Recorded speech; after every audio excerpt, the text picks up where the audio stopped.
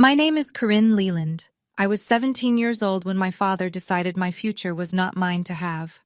No daughter of mine needs an education, my father said. Then he ripped my college acceptance letter in half, right there at the dinner table, in front of my grandmother, my uncle, and my 14-year-old brother.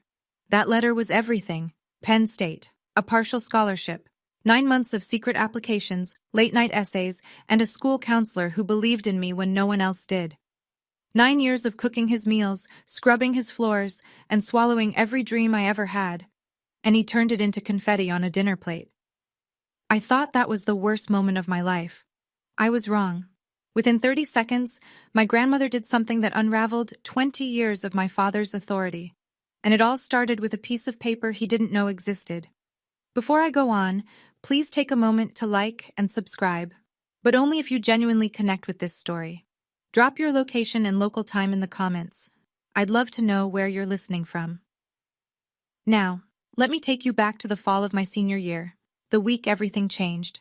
The house on Maple Street looked respectable from the outside.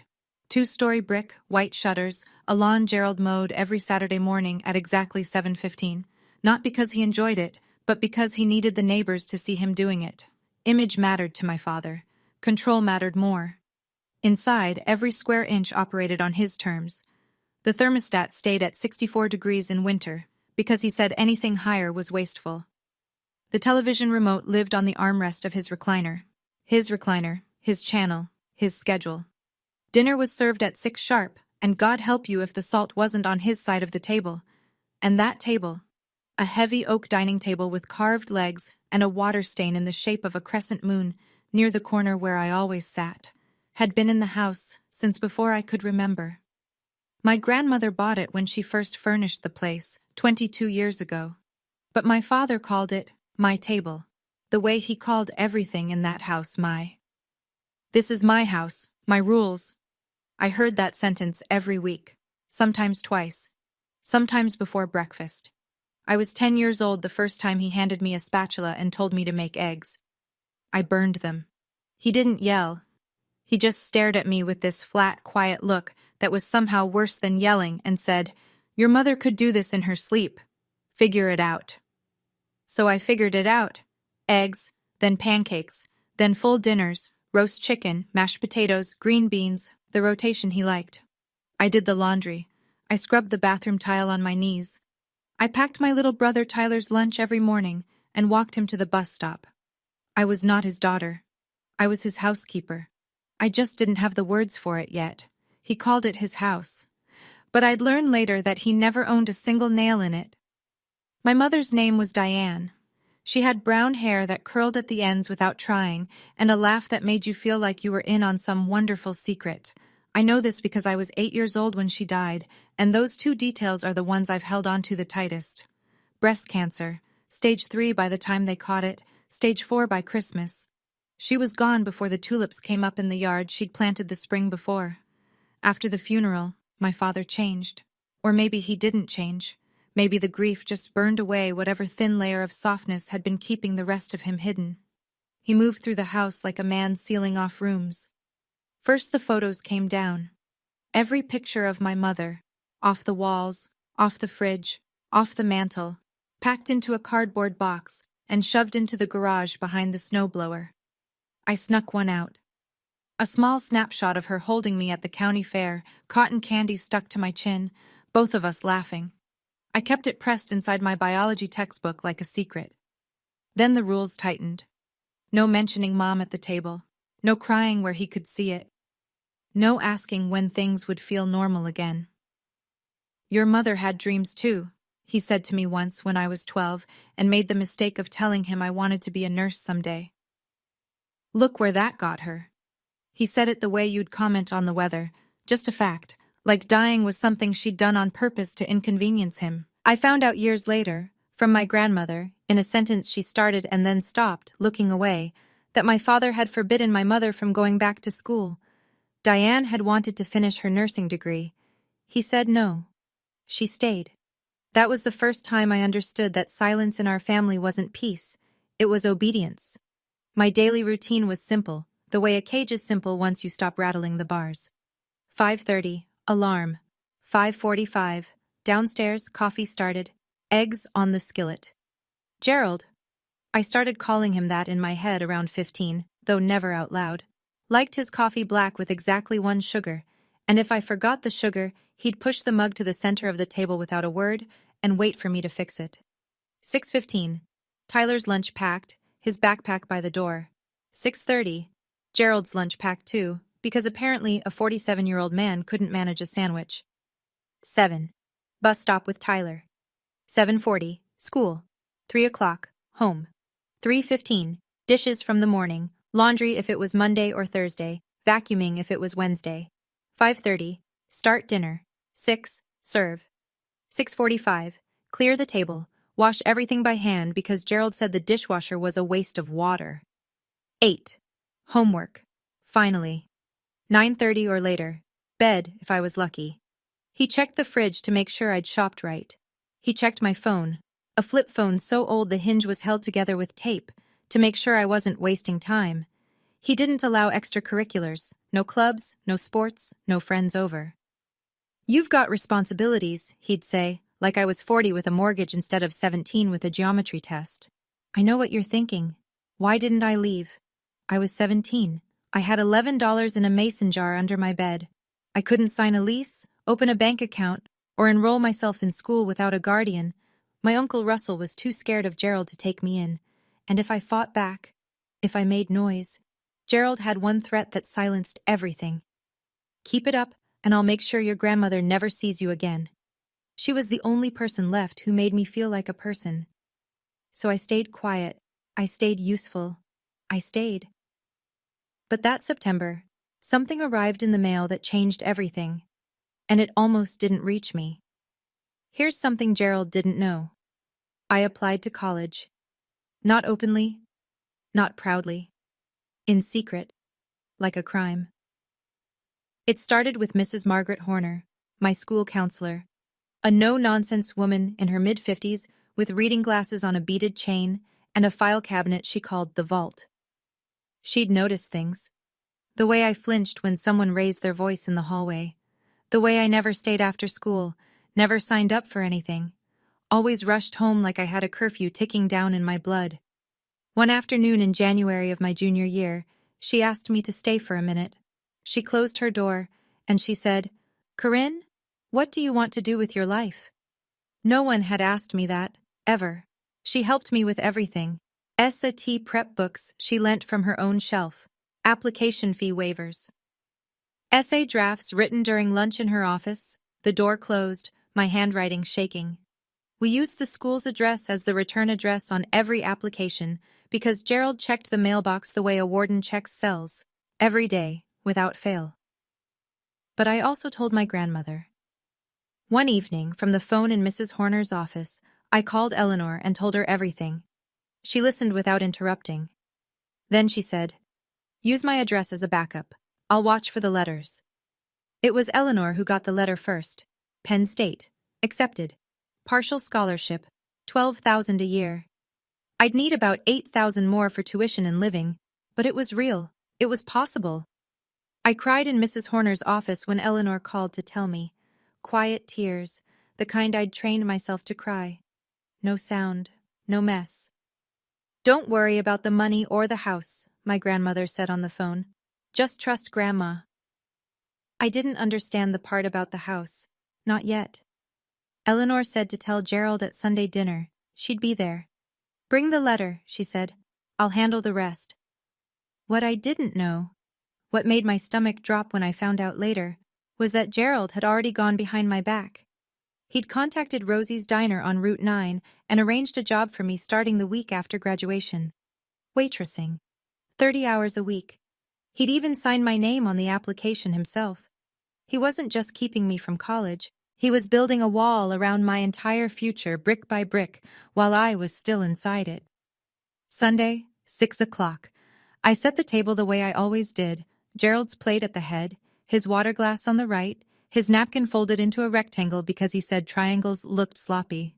Tyler's place to his left, Uncle Russell's across from Tyler, my grandmother's chair at the other end, nearest the kitchen, where she always sat, close to the door, I realize now, like someone who always kept an exit in sight. I'd cooked the usual rotation: roast chicken, mashed potatoes, green beans with garlic. Gerald's menu, Gerald's schedule, Gerald's rules. The smell of rosemary filled the kitchen, and I remember thinking how strange it was that something could smell like home and feel like a trap at the same time. Eleanor arrived at 5:45. She wore her camel cashmere coat, the one good thing she owned, the one she wore to every family dinner like it was armor. She kissed my forehead at the door, squeezed my hand once, and set her leather handbag, structured, dark brown, worn soft at the handles, on the floor beside her chair. I didn't notice how carefully she placed it. I didn't notice that it was heavier than usual. Gerald was in a good mood. That should have been my first warning. He came downstairs whistling, clapped Tyler on the shoulder, even said, "Smells good," as he sat down. A compliment so rare I almost dropped the serving spoon. I knew why he was cheerful. He thought next week I'd be filling ketchup bottles at Rosie's. His plan was working. My plan was under my seat cushion in a sealed envelope. I waited until everyone had their plates, until Gerald took his first bite and nodded, the way he did when the food met his standards, until the table was quiet. Then I pulled out the envelope. "Dad," I said. My voice was steady, but my hands weren't. "I got accepted to Penn State, with a scholarship." I held the envelope out to him like an offering, like a child showing a drawing to a parent and praying they'll put it on the fridge. Gerald set down his fork. He looked at the envelope the way you'd look at something dead on the side of the road, with a kind of distant, vaguely offended curiosity. He took it, pulled the letter out, read it slowly, his eyes tracking left to right, his jaw tightening with each line. Then his face went red. Not angry red, darker. The red of something that had been pressurized too long. He tore the letter in half. The sound, that clean, sharp rip, cut through the kitchen louder than any shout. He tore it again, 4 pieces. Then he dropped them onto his plate, right next to the chicken bones and the smear of mashed potatoes. "No daughter of mine needs an education," he said. Not yelling. Worse. Level. Absolute. Like he was reading a rule off a wall. "You're staying right here." He looked around the table. At Tyler, who stared at his plate. At Russell, who suddenly found his green beans fascinating. At Eleanor, who hadn't moved. "Nobody encourages this nonsense," Gerald said. "She's got a job at Rosie's starting next month. That's the end of it." I looked down at the pieces of my letter. 9 months of work, the late nights in Mrs. Horner's office, the essay I'd rewritten 11 times, the SAT I studied for using a prep book with someone else's notes in the margins. All of it sitting on a dinner plate soaking in gravy. Then Gerald leaned back in his chair and said the thing I will never forget. "Your mother had the same stupid ideas. Wanted to go back to school, be a nurse." He picked up his fork again. "And where is she now?" The table went silent. Even the clock on the wall seemed to hold its breath. He turned my mother's death into a weapon. Again. I wanted to cry, but I knew. The way you know fire is hot, the way you know ice is cold. That crying in front of Gerald meant losing. So I swallowed it. I sat there with my hands flat on my lap, and I swallowed it whole. Gerald wasn't done. He turned to my grandmother. She was sitting perfectly still at the end of the table, her hands resting on either side of her plate, her face unreadable. "This is your doing, isn't it?" he said, pointing his fork at her. "Filling her head with ideas. You've always coddled her, just like you coddled Diane." He said my mother's name like it tasted sour. "And look how that turned out." Eleanor said nothing. "Clear the table, Corinne," Gerald said without looking at me. "Now, this conversation is over." I stood up. Reflex. 9 years of muscle memory carrying me toward the sink before my brain could catch up. My hands were already reaching for his plate when I heard my grandmother's voice. "Sit down, Corinne." Quiet. Not loud. But something in it stopped me cold. A firmness I'd never heard from her before, like a door locking from the inside. Gerald's eyes snapped to Eleanor. "Ma, stay out of this. This is my house, my daughter, my decision." Uncle Russell shifted in his seat. "Gerald, maybe we should talk about this." "You don't get a vote either," Gerald cut in without breaking eye contact with Eleanor. Then he turned back to me. And while we're at it, I called Penn State on Thursday. Tried to withdraw your application myself. Told them I was your father, your guardian. His lip curled. They said they needed your signature, some policy nonsense. He leaned forward.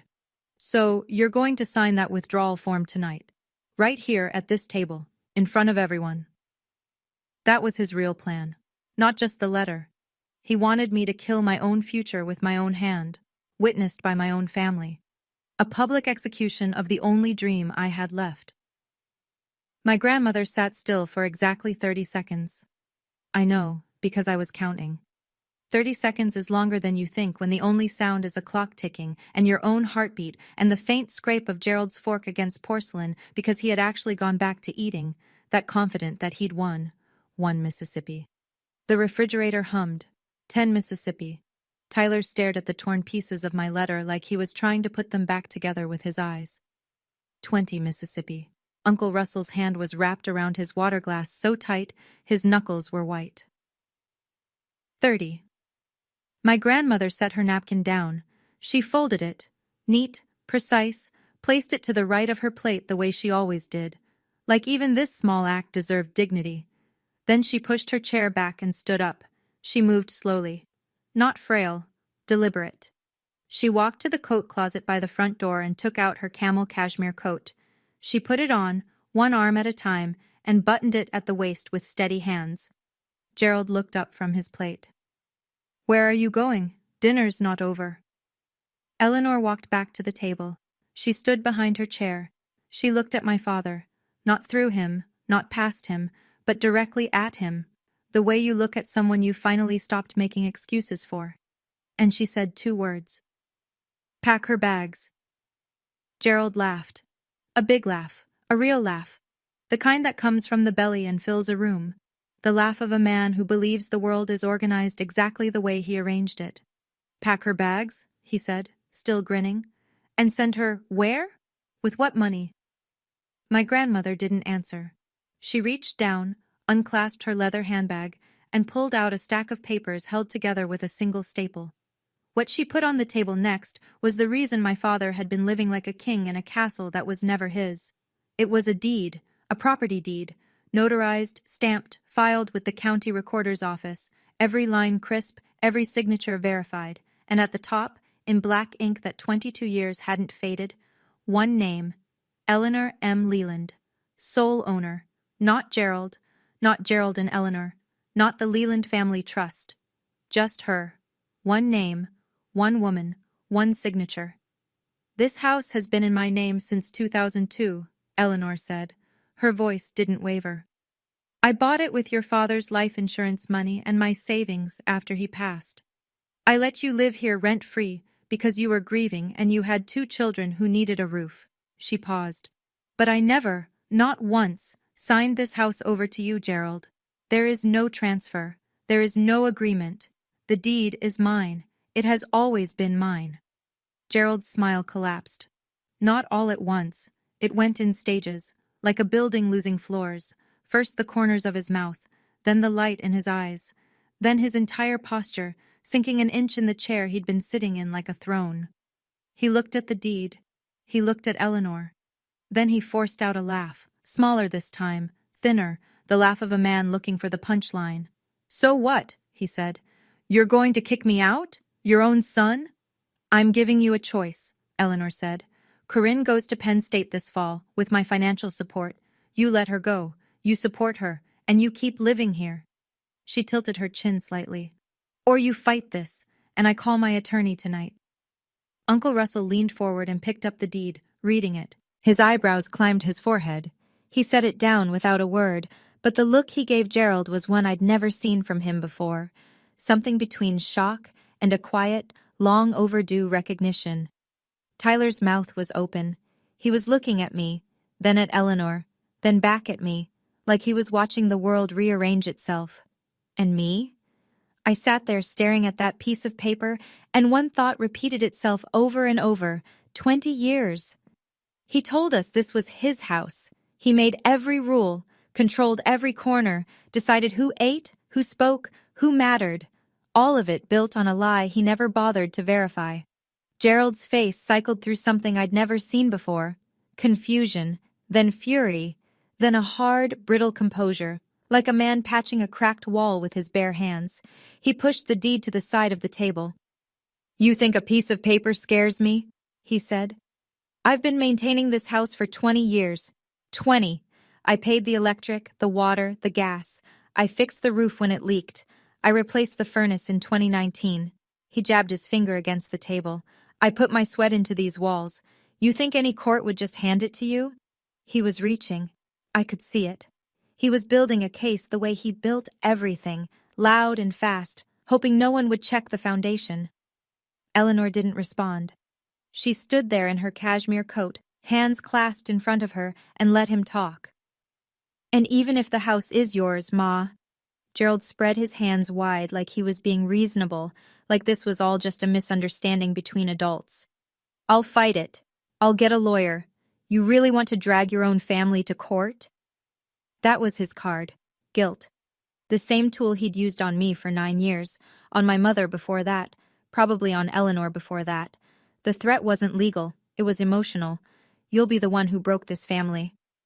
Then he turned to me. His voice dropped, low, almost gentle, the way a trap sounds when it's being set. "Tell your grandmother to stop this circus, Corinne. You know this is your home. You want to destroy this family over a school?" He wanted me to choose, family or future, loyalty or freedom. The same impossible choice he'd been forcing on every woman in his life for as long as I could remember. My grandmother didn't argue. She didn't raise her voice. She reached into her handbag again. It was a flip phone. Old, silver, small, almost identical to the one Gerald had given me, the one he tracked and monitored. But Eleanor's was hers, paid for with her own money, listed under her own name. She pressed one button. Speed dial. The kitchen was so quiet I could hear the tinny ringing through the speaker. 1 ring, 2 rings, then a click. "Hello, David? It's Eleanor Leland." Her voice was conversational, almost pleasant, like she was confirming a lunch reservation. "I need you to begin the process we discussed. Yes. The 30-day notice." A pause. "Yes. Tonight." Another pause. "Thank you, David. I appreciate it." 40 seconds. She closed the phone and slipped it back into her handbag. Gerald stared at her. The laugh was gone. The bluster was gone. What was left was something raw. The look of a man hearing a sound he can't identify in the dark. "You're bluffing," he said, but his voice cracked on the second word. "Gerald," Eleanor said, and for the first time, I heard something almost like sadness in her tone. Not for herself, but for him, for the version of her son she'd spent 20 years hoping would show up. "I have never bluffed a day in my life. You have 30 days, or you let Corinne go to college." She picked up her handbag. "Choose." "Let me explain something." David Mercer was Eleanor's real estate attorney. She hadn't called him on impulse. She'd consulted him 2 weeks earlier, right after Gerald had ripped up the first piece of mail from Penn State, an orientation packet, right in front of me at breakfast without a second thought. That was when Eleanor began preparing the paperwork. The eviction documents were already drafted. She was just waiting for Gerald to cross the last line. He crossed it with confetti on a dinner plate. Eleanor walked to the front door, then stopped. She turned back. Not to Gerald, but to me. "Pack a bag, honey. You're coming home with me tonight." I stood up. Not fast, not dramatic, just up. The way you stand when you've decided something and your body finally agrees. "Sit down," Gerald said. His chair scraped back. He was on his feet now, too, one hand flat on the table, the other pointing at me. "You're not going anywhere." I looked at my father. Not at his hand, not at the floor, at him. And for the first time in 9 years, I didn't drop my eyes. "I've been sitting down for 9 years, Dad. I'm done." His mouth opened, but nothing came out. I genuinely think, it was the first time anyone in that house had said no to him and meant it. I walked upstairs. My room was small, the smallest bedroom, the one with the window that didn't lock properly, and the ceiling stain shaped like a boot. My backpack, a faded JanSport I'd had since freshman year, was already half packed. Mrs. Horner had told me months ago to keep a go bag ready. Just in case, she'd said. At the time, I thought she was being dramatic. She wasn't. I grabbed it.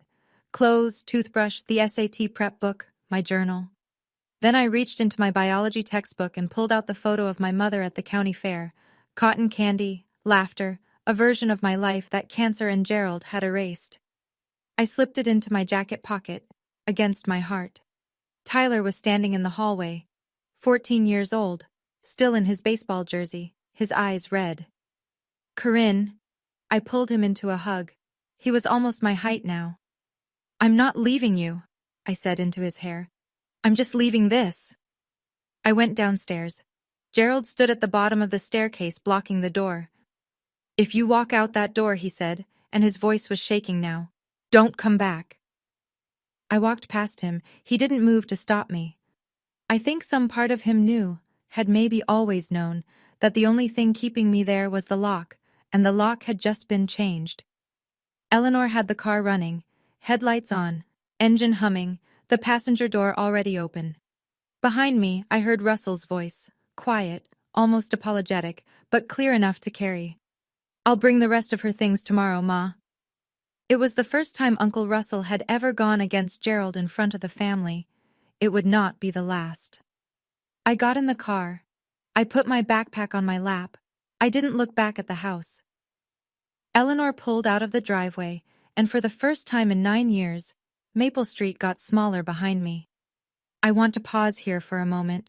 If you've ever had to leave a place you thought was home, whether it was a house, a relationship, or just a version of yourself you'd outgrown, you know what that drive felt like. If this story is hitting close, tap that like button so I know you're here. And if you want to know what happened Monday morning when the eviction notice landed on my father's doorstep, stay with me. This story isn't over yet. Eleanor's apartment was small. 1 bedroom, 1 bathroom, a kitchen with a window that overlooked the parking lot of a laundromat. It smelled like lavender and lemon dish soap and something warm I couldn't name but recognized. Safety, maybe. The absence of eggshells. She gave me the bed. I told her I'd take the couch. She told me she wasn't asking. I've slept on worse, she said, pulling an extra blanket from the hall closet. Your grandfather snored like a diesel engine for 41 years. A sofa is an upgrade. I lay in her bed in the dark, staring at the ceiling, and the voice in my head was not my own. It was Gerald's.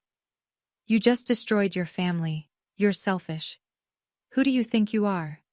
9 years of his voice, embedded in me like splinters. I could leave the house, but I couldn't leave that. A knock on the door. Eleanor came in with a mug of warm milk and sat on the edge of the bed. She didn't say anything for a while. Then, your mother would be so proud of you tonight. That broke me. Not Gerald's cruelty, not the torn letter, not the walk past him at the bottom of the stairs, but those 7 words, spoken quietly in a small bedroom that smelled like lavender. I cried, not the silent, controlled tears I'd trained myself to produce. Real crying. The ugly kind. The kind I hadn't allowed myself since I was 8 years old. Eleanor held my hand and let me finish. Then she told me something I wasn't expecting. She'd opened a savings account in my name when I was 10. $200 a month from her teacher's pension, every month, for 7 years. It's at $16,800, she said, as matter-of-factly as if she were reading a grocery receipt. Between that and the scholarship, you'll be fine for the first year. We'll figure out the rest. I wiped my face. Grandma, why didn't you do this sooner? She was quiet for a long time.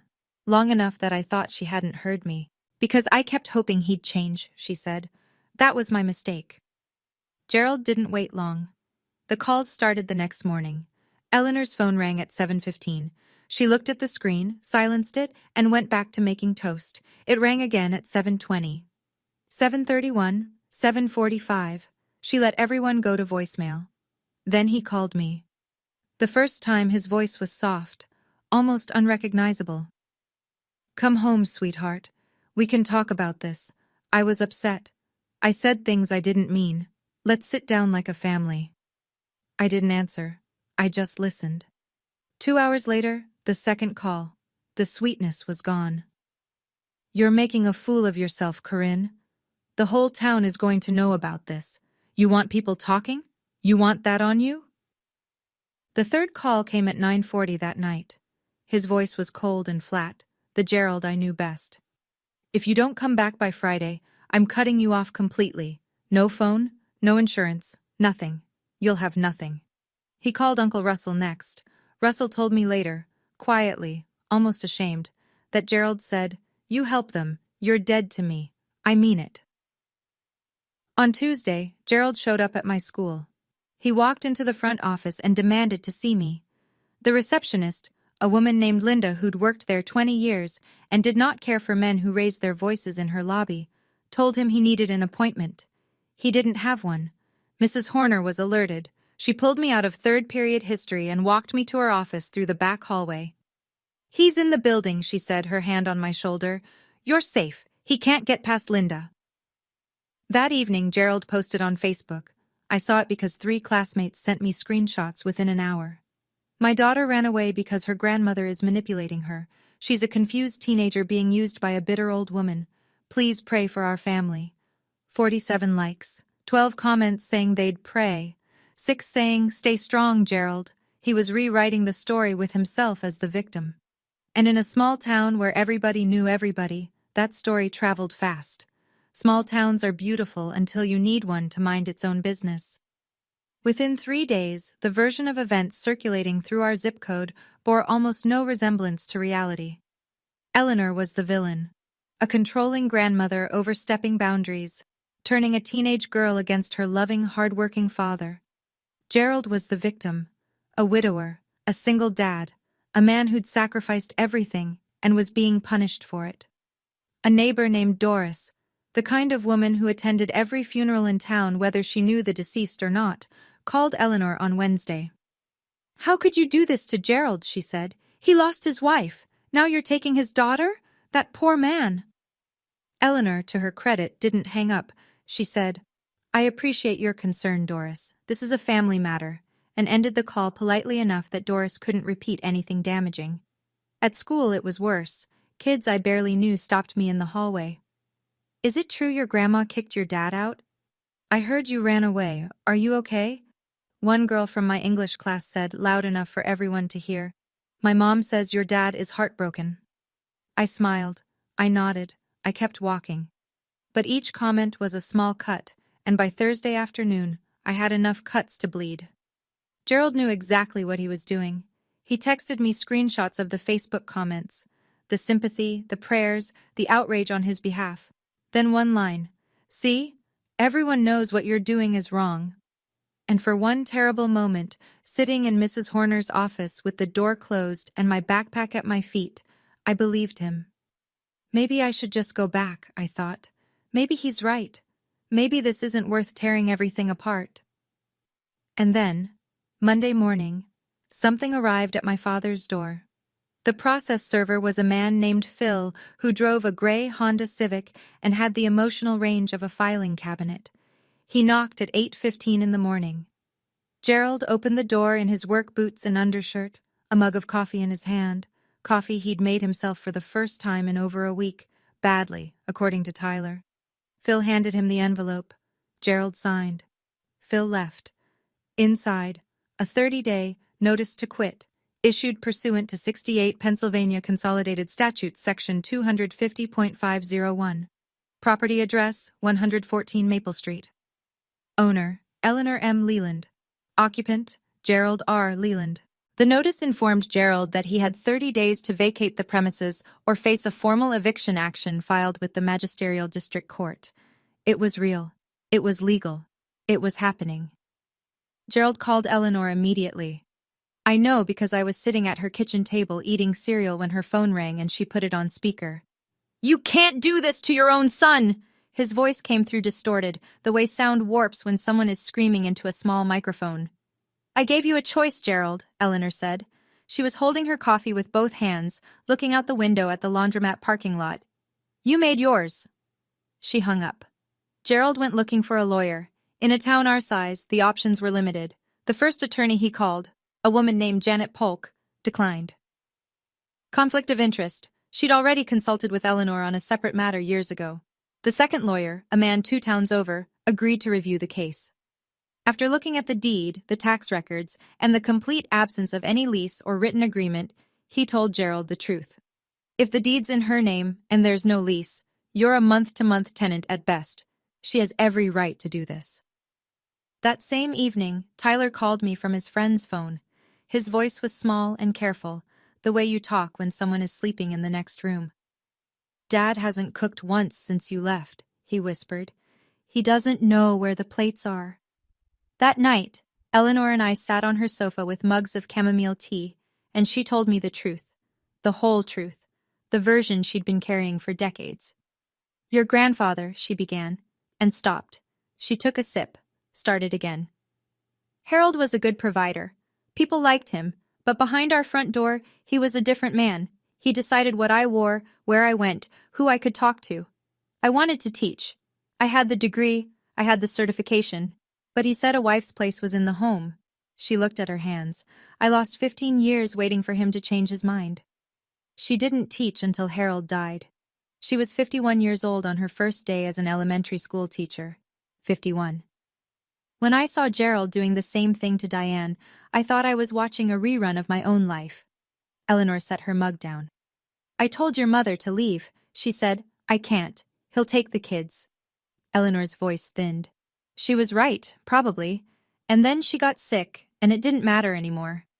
"The house." She explained it plainly. After Harold died, his life insurance paid out. Not a fortune, but enough.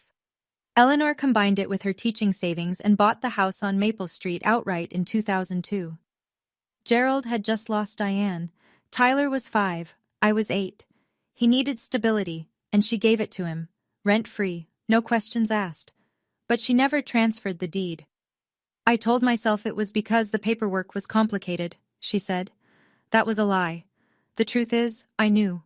I knew who Gerald was becoming, and I kept that deed because somewhere in the back of my mind, I believed that one day I might need it." She was right. It just took 20 years. She reached under the sofa cushion and pulled out a manila folder. Property tax records, every year, all 22 of them. Her name on every receipt. A printout of an email from David Mercer confirming the title was clear. Then she said something that made the room go very still. "There's one more thing. Your mother left you a letter." I asked about the letter. Eleanor shook her head. "Not yet, sweetheart.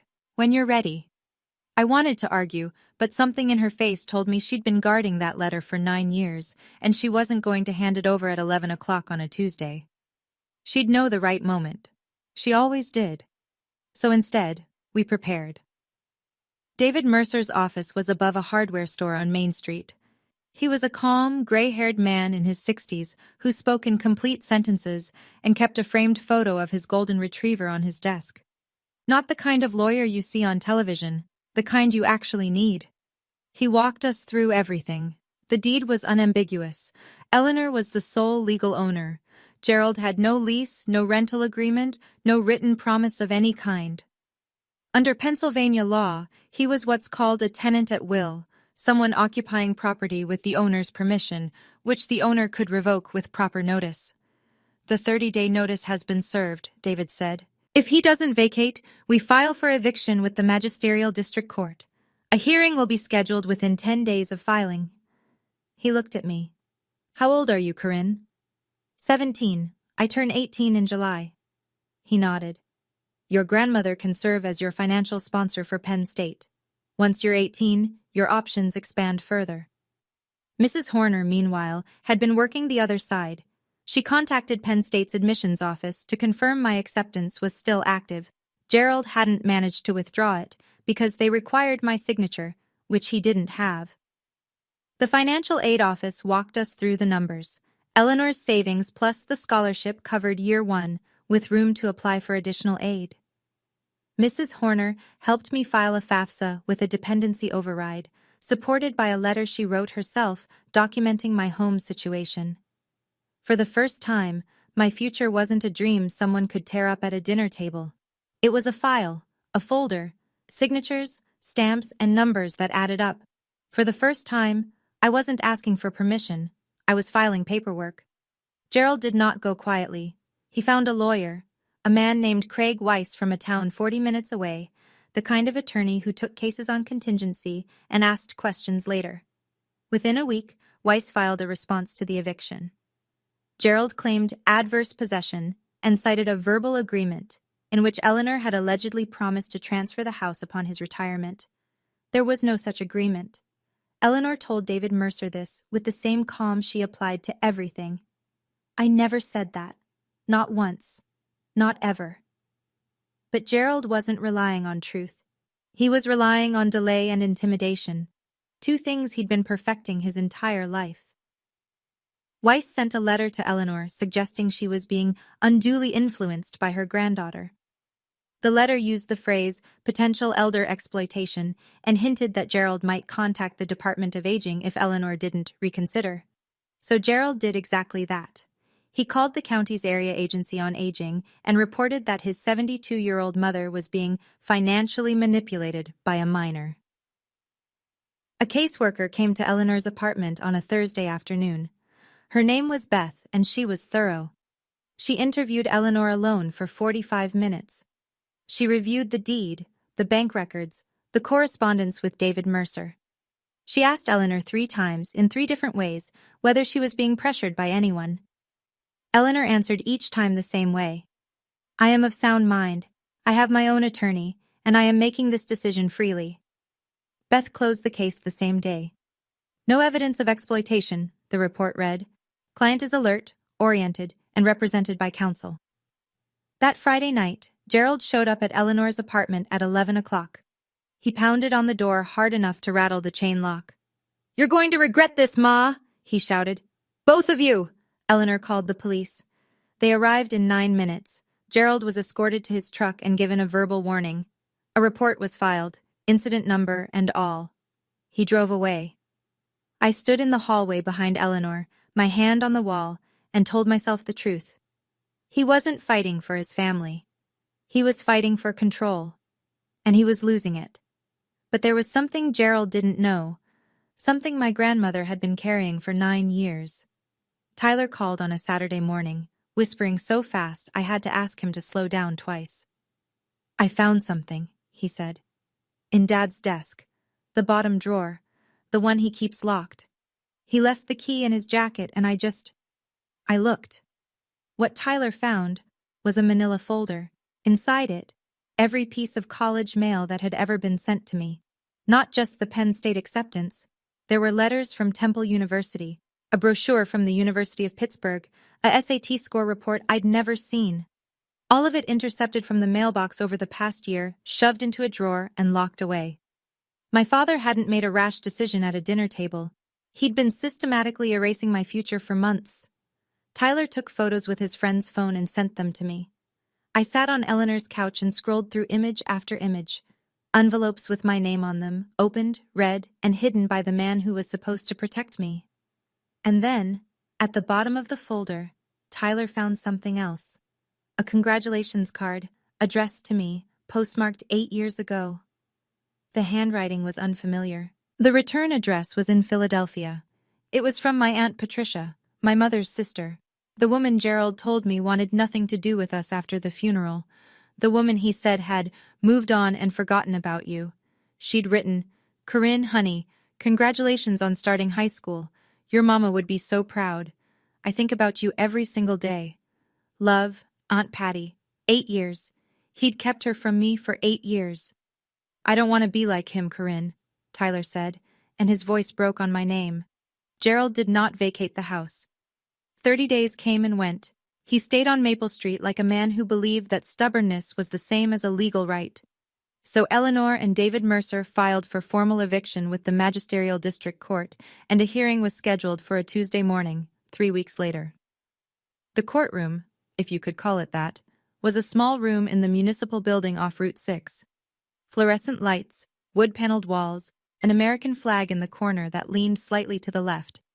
5 rows of wooden benches for spectators, a raised desk for the judge, no jury, just people and paper. Gerald sat on the left side with Craig Weiss. He was wearing a dress shirt, light blue, ironed, the first time I'd ever seen him in anything but flannel or a work polo. khaki pants with a sharp crease. But his work boots peeked out beneath the cuffs, scuffed and familiar, and somehow that detail made me sadder than anything. Eleanor sat on the right with David Mercer. She wore a navy blazer over a white blouse, her silver hair in a low bun, her posture the kind of straight that comes from decades of standing in front of a classroom. She looked like exactly what she was, a retired teacher who had done her homework. I sat in the first row behind Eleanor. My hands were in my lap. My backpack was at my feet. Behind us, Uncle Russell, who had driven 40 minutes to be there. A few faces I recognized from town, people who'd seen the Facebook post, heard the gossip, and come to watch. The court clerk, a young woman with a laptop, recorded everything. The room was small, but it had an audience. And audiences change the way people behave. Or, in Gerald's case, the way they reveal themselves. Judge Morrison entered, a woman in her early 60s, silver reading glasses, no nonsense. She sat down, opened the file, and said, "Let's begin." Craig Weiss went first. He spoke quickly, building Gerald's case like a man stacking cards on a windy day. Gerald had maintained the property for 2 decades. Gerald had paid utilities. Gerald had invested significant sweat equity into the home. There was, Weiss argued, an implied agreement that Eleanor would eventually transfer ownership. Judge Morrison listened. She did not interrupt. She took notes. David Mercer stood up. He was quieter than Weiss, slower, and somehow more devastating for it. He presented the deed. Filed with the county recorder's office in 2002, Eleanor M. Leland, sole owner. He presented 22 years of property tax receipts, all in Eleanor's name. He presented a title search confirming no liens, no transfers, no co-owners, no encumbrances of any kind. "Your Honor," Mercer said, "the deed is unambiguous. My client is the sole legal owner. There is no lease, no written agreement, and no evidence, written or otherwise, of a promise to transfer. Mr. Leland is, at best, a tenant at will. The 30-day notice was properly served." Judge Morrison turned to Gerald. She removed her glasses. "Mr. Leland," she said, "can you present any written document, a lease, a contract, a letter, anything at all, that shows your mother agreed to transfer ownership or grant you a permanent right to reside in this property?" Gerald looked at Weiss. Weiss looked at the table. It was understood," Gerald said. He leaned forward. "She's my mother. Mothers don't need a contract with their sons." Judge Morrison put her glasses back on. "Mr. Leland, this court deals in documents, not assumptions." She reviewed the file for another 60 seconds. Then she ruled. Eleanor had the legal right to evict. Gerald was ordered to vacate within 15 days, reduced from 30 because, as Judge Morrison noted, Gerald had already been given the original 30-day notice and had chosen to ignore it. Gerald shot to his feet. His chair scraped back against the tile floor loud enough to make the clerk flinch. "This is insane!" he shouted. "She's doing this because of a girl who wants to go to school?" The room went silent. Every person on those wooden benches heard it. Russell closed his eyes. The court clerk's fingers hovered over her keyboard. Judge Morrison stared at Gerald over her glasses for a full 3 seconds before saying, "Sit down, Mr. Leland." He sat. But the words were already out. And every person in that room understood exactly what kind of man was saying them. "Did you hear what my father just said? In a courtroom, in front of a judge, in front of witnesses. Because of a girl who wants to go to school. A girl. Wanting to learn." That was the emergency. If that sentence hit you the way it hit me, drop a comment below. I read every single one. And if you're in the middle of your own fight right now, you're not alone. Subscribe and come with me to the end. The next part is the part I'll never forget. The courthouse parking lot was half empty and too bright. One of those crisp fall mornings where the sun hits the asphalt at an angle that makes everything look overexposed, like a photograph with the contrast turned up too high. Gerald stood next to his truck, a rusted F-150 with a cracked taillight and a faded bumper sticker that read "Support Local Plumbers." He had his keys in his hand, but he wasn't moving. He was looking at Eleanor and me as we came down the steps, David Mercer holding the door behind us. "You took everything from me," Gerald said. His voice was different, not loud, not mean, just hollow. A man standing in the rubble of something he'd built, not understanding that the foundation had never been his. Eleanor stopped on the bottom step. She looked at her son, her only son, and I saw something move across her face that I'd never seen before. Not anger, not satisfaction. Something heavier.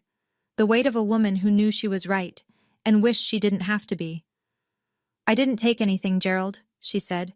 "I just stopped giving." Russell walked up beside Gerald and put a hand on his shoulder. Gerald flinched but didn't pull away. "You can stay with me," Russell said, "as long as you need. But you need to let Corinne go." Gerald didn't answer. He opened his truck door, got in, and drove off. No goodbye, no last word. Just the engine and the gravel and the shrinking red of his taillights. I watched him go.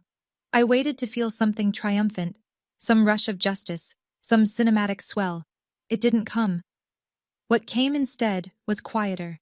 Not joy, not sadness, just space. A vast unfamiliar openness where his voice used to be. On the drive home, my phone buzzed, a number I didn't recognize. "Corinne? It's your Aunt Patty. Tyler found my card and called me. I've been trying to reach you for 8 years." I called her back from Eleanor's kitchen, sitting on the counter with my feet dangling, the phone pressed so hard against my ear I could feel my pulse in my cheekbone.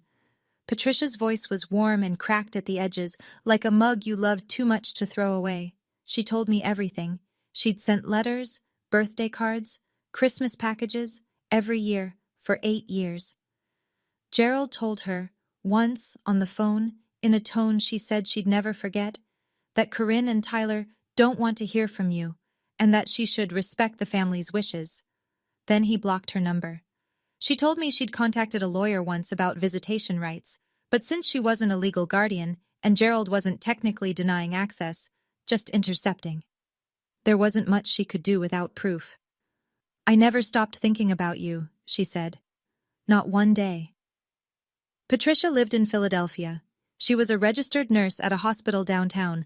A nurse, the same career my mother had wanted and Gerald had crushed before it started. The coincidence sat in my chest like a stone. "Your mom talked about you constantly," Patricia said. "She wanted you to have everything she couldn't. She used to say, 'Corinne's going to be the one who makes it out.'" I was crying again, freely this time. No swallowing, no hiding, no watching the door. "Come visit before school starts," Patricia said. "Philly's only 3 hours from Penn State. You'll have family close." Family. The word felt different now, not a chain, but a net. The night before I left for Penn State orientation, Eleanor sat me down on the edge of her bed. She was holding a small wooden box, cedar, no bigger than a shoebox, with a brass clasp that had gone green with time. "I was waiting for the right moment," she said. "I think this is it." She opened the box and handed me an envelope. It was cream-colored, soft at the edges from years of being held and put back, held and put back. My mother's handwriting on the front. Round letters, careful, the kind of penmanship that belongs to someone who was taught by nuns. "For Corinne, when she's ready to fly." "She wrote it during treatment," Eleanor said. "She knew she might not." She stopped, pressed her lips together. "She gave it to me and said, 'Give it to her when she needs it most.' I've been carrying it for 9 years." I opened the envelope with hands that would not stay still. The letter was 2 pages long, written on lined notebook paper, the ink slightly smudged in places, tear stains I realized later, some hers and now some mine. She didn't write about Gerald. She didn't write about cancer.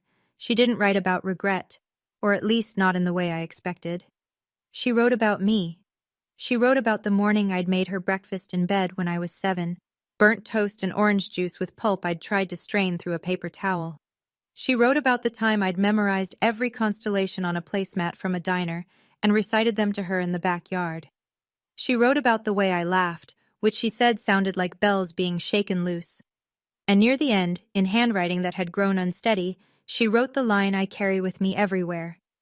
"Don't let anyone tell you what you're worth, especially not the people who are supposed to love you." I read the letter 3 times, the first time through tears, the second time through something deeper, the third time because I wanted to hear her voice, and this was the closest I would ever get. Eleanor was crying too. Quietly, the way the women in my family had always cried, like sound was something we'd been taught to ration.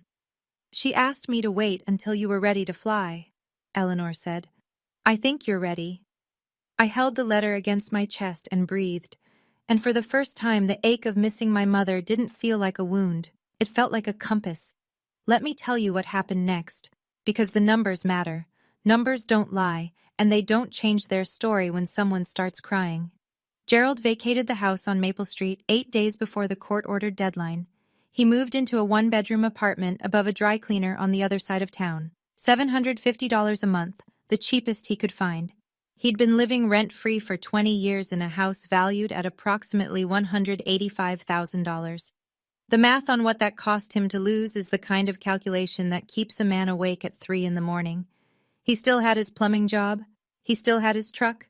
But the thing he'd lost, the kingdom, the throne, the illusion of authority built on a piece of paper that was never his, that couldn't be replaced with overtime. Eleanor kept the house. She didn't move back in. Instead, she rented it to a young family, a couple with 2 kids and a dog, for $1,200 a month. That income went directly into a second account earmarked for my education, tuition for year 2 and beyond. Tyler stayed with Uncle Russell during the school year. It wasn't ideal, but Russell was steady, and he'd finally stopped being afraid of his brother. Tyler started seeing a counselor at school, not because anyone forced him, but because he asked. The town gossip machine, which had once churned in Gerald's favor, slowly reversed. People found out the truth in pieces: the deed, the eviction, the intercepted mail, the Facebook performance. Nobody apologized to Eleanor. Small towns don't do that. But the invitations to Gerald's side of the narrative quietly stopped, and Doris the neighbor was seen bringing Eleanor a casserole on a Thursday afternoon without explanation. He didn't lose his daughter because I left. He lost his daughter the night he ripped up that letter.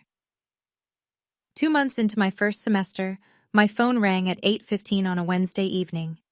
I was in my dorm room, textbooks spread across my bed, a half-eaten bag of pretzels on the nightstand. The number was Gerald's. I almost didn't answer, but something in me, not forgiveness, not obligation, something I still don't have a word for, made me pick up. "I saw your name on the dean's list," he said. His voice was quieter than I'd ever heard it, smaller, like it was coming from a room that had gotten too big for one person. "I looked it up online. Your mother, she would have liked that." I closed my eyes. It was the first time he had mentioned my mother without using her as a weapon, and I didn't know what to do with that. This tiny, late, insufficient acknowledgement from the man who'd spent a decade teaching me that my dreams were a waste of his time. "Thank you for saying that, Dad," I said. "But I'm not ready to talk yet. When I am, I'll call you." I hung up. I sat in the silence of my dorm room and listened to my own breathing. I didn't feel angry. I didn't feel relieved. I didn't feel the satisfaction people expect you to feel when the person who hurt you finally shows a crack in their armor. I just felt clear. Forgiveness isn't something I owe him. Maybe it'll come one day. Maybe it won't. But my education, my future, those were never his to take. Penn State in October is the kind of beautiful that earns its keep. The maples on the quad burn orange and red, and the air smells like wood smoke and possibility. And everywhere you look, there are people carrying books and coffee, and the quiet assumption that they belong here. I belonged here. My dorm was a cinder block box on the 3rd floor of East Halls, shared with a girl named Rachel who talked in her sleep and kept a collection of succulents on the windowsill she'd named after Supreme Court justices. She was strange and kind, and the first friend I'd made based entirely on who I was, not who I was related to or what I could do for them. I declared pre-nursing. Not because Aunt Patricia was a nurse, not because my mother had wanted to be one, but because somewhere between the burnt toast and the biology textbook, and the 9 years of taking care of everyone but myself, I'd realized I was good at caring for people. And I wanted to do it on my own terms, for people who actually needed it, in a place where it counted. Eleanor called every Sunday night at 7. We talked about her week, my classes, the tenants in the Maple Street house, the weather, normal things. She never brought up Gerald unless I did. Tyler FaceTimed every Wednesday. He was growing. His voice was changing. He'd joined the track team at school, the first extracurricular a Leland kid had been allowed to do in a decade. Aunt Patricia invited me to Philadelphia for Thanksgiving. I went. She made my mother's stuffing recipe. I didn't cry, I just ate 2 helpings and asked for the recipe, and Patricia smiled like I'd given her something she'd been waiting years to receive. On my desk in the dorm, between a second-hand laptop and a stack of anatomy flashcards, I kept 2 things: the photo of my mother at the county fair, and her letter, pressed flat inside a clear plastic sleeve so the ink wouldn't fade. Nobody here told me I can't, and that still felt new. I'm not going to stand here and tell you what to do with your life. I'm 20 years old. I'm still figuring out my own. But I can tell you what I learned. I learned that silence isn't loyalty. My grandmother was silent for 20 years because she loved her son and kept hoping he'd become the man she raised him to be. That silence cost my mother her dream. It almost cost me mine. Eleanor would be the first to tell you, waiting isn't patience when someone is drowning. I learned that power doesn't have to be loud. My father shouted, he slammed, he controlled every room he walked into by making everyone afraid to breathe wrong. My grandmother sat quietly at the end of a dinner table and changed my entire life with a deed, a phone call, and 6 words: pack her bags and choose. She didn't save me with magic. She saved me with paperwork and patience. And I learned that leaving isn't the same as giving up. I didn't abandon my family when I walked out of that house with a JanSport backpack and a photo in my pocket. I left a system that was designed to keep me small, and the moment I stepped outside, I started growing. If you're in a house where your dreams get torn up at the dinner table, I hope you find your Eleanor. Or maybe you are someone's Eleanor. And if you are, don't wait as long as she did.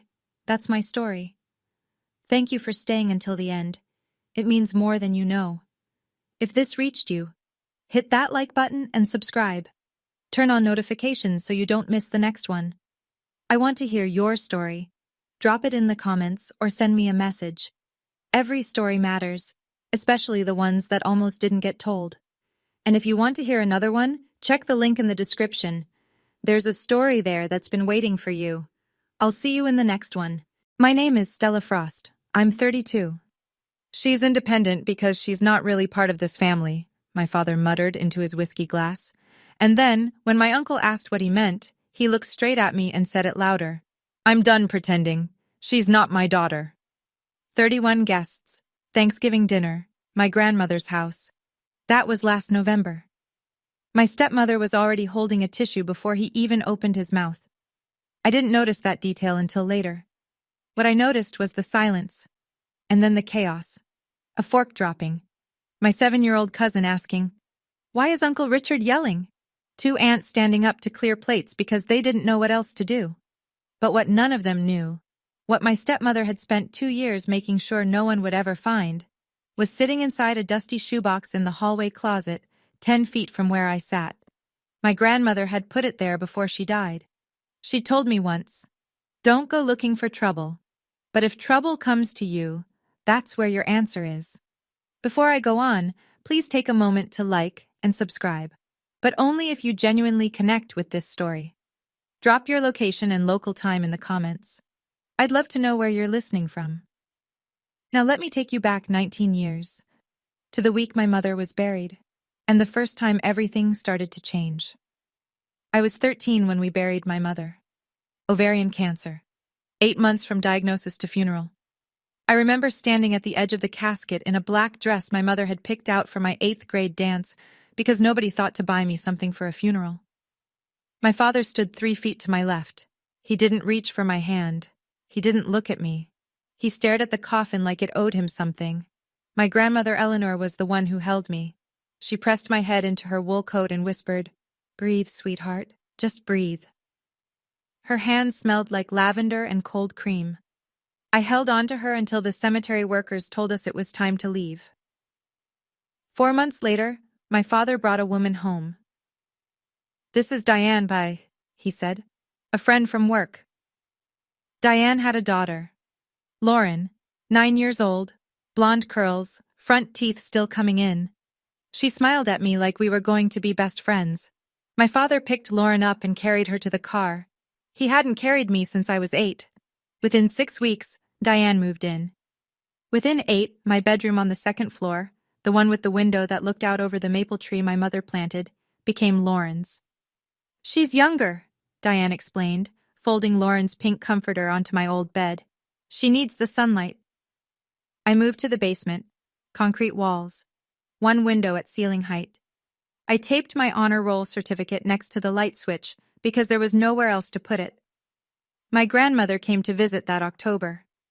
She walked through the house slowly, looking at everything. When she saw the basement, she stood in the doorway for a long time.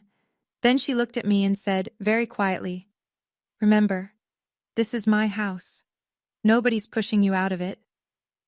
I didn't understand what she meant. Not then. I was 15 the first time I heard it. Late on a Tuesday, school project kept me up past 11.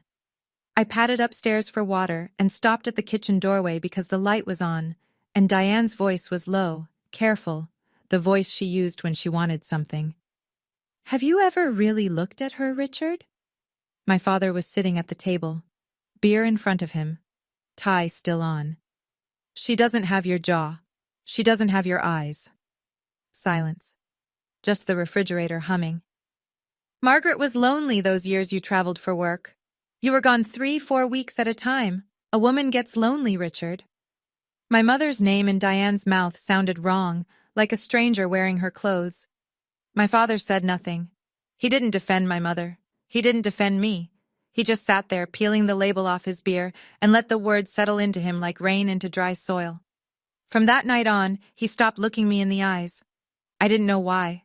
I thought I'd done something. I thought maybe I reminded him too much of Mom, that seeing my face hurt him. So I tried harder. Cooked dinner 3 nights a week, kept my grades perfect, cleaned the kitchen without being asked, volunteered for every errand nobody wanted. None of it worked. And Diane kept planting. Not to me, never to my face. She whispered to aunts at cookouts, dropped hints at Christmas. Always indirect, always deniable. "Richard's been having such a hard time. He looks at Stella and just shuts down." I try to help, but it's not my place. She never said the words out loud. She didn't have to. She built the story like weather. Slow, steady, impossible to point at, but impossible to ignore. That Christmas, Lauren had 12 gifts under the tree. I had one, a scarf. The tag said "From Dad," but the handwriting was Diane's. When I was 18, I asked my father for help with college. We were on the porch, a Sunday. He was reading the paper. I'd rehearsed the conversation 6 times in the basement mirror. "Dad, I got into the nursing program at UConn. I was wondering if—" "I'll think about it," he said. Didn't look up. 1 week later, Diane announced at dinner that Lauren would be attending Whitfield Academy, a private prep school 40 minutes north. Full tuition, uniforms, a new laptop for orientation. My father smiled at Lauren across the table. "You're going to do great, kiddo." I never got an answer about UConn. The silence was the answer. I took out federal loans, worked the cafeteria morning shift and the library closing shift, studied in between. 4 years of nursing school, and my father called me 3 times. Each call was the same question. "When are you graduating?" Not because he wanted to attend, because Diane wanted to know when I'd be fully out of the house. Graduation day, May 2015. I walked across the stage in a white coat. My father wasn't there. He and Diane had flown to Florida for Lauren's high school graduation the same week. They chose hers. But in the 3rd row, dead center, clapping louder than anyone in the auditorium, my grandmother. Afterward, she took me to lunch. Grilled cheese and tomato soup at the diner she'd been going to for 40 years. She slid a small box across the table. Inside was a gold pendant necklace. Simple, delicate, warm from her pocket. "This was your mother's," she said. "Wear it close." I've worn it every day since. I didn't know then that there was a tiny folded note hidden inside the pendant's locket clasp. I wouldn't learn about that for another 4 years, when my grandmother sat me down and told me the truth about everything. My grandmother died on a Thursday in March, 2 years before the Thanksgiving that changed everything. I found out 2 days late. My phone rang Saturday morning, Aunt Ruth, voice shaking. "Honey, Eleanor passed Thursday night, peacefully, in her sleep." "When's the funeral?" Silence, Then, it was yesterday, Stella. I drove 6 hours. When I got to the house, my grandmother's house, the one she'd lived in for 51 years, the one where 3 generations of Frosts had eaten Sunday dinners, the funeral flowers were already wilting on the porch. Diane opened the door. "Oh, Stella, we tried to call." She hadn't tried. I asked to go into my grandmother's room, just to sit, just to be near her things. Diane stepped into the doorway. Not blocking, positioning. "Eleanor's things are being sorted. We'll let you know if there's anything for you." I looked past her into the kitchen. On the counter, half hidden under a grocery circular, I saw a manila envelope. The return address read, Alderman and Associates, in dark blue type. A law office. Diane followed my gaze. Her hand moved, casual, practiced, and slid the envelope under a stack of mail. Like tidying up. Like nothing. "When's the will being read?" I asked. "There's no formal reading," Diane said. "Richard spoke with the lawyer. Eleanor left the house to him, that's all." Relatives filtered through that week. Nobody questioned it. Richard was the only son. It made sense. But driving home, I kept hearing my grandmother's voice from years ago, standing in that basement doorway. "This is my house." I passed the hallway closet on my way out.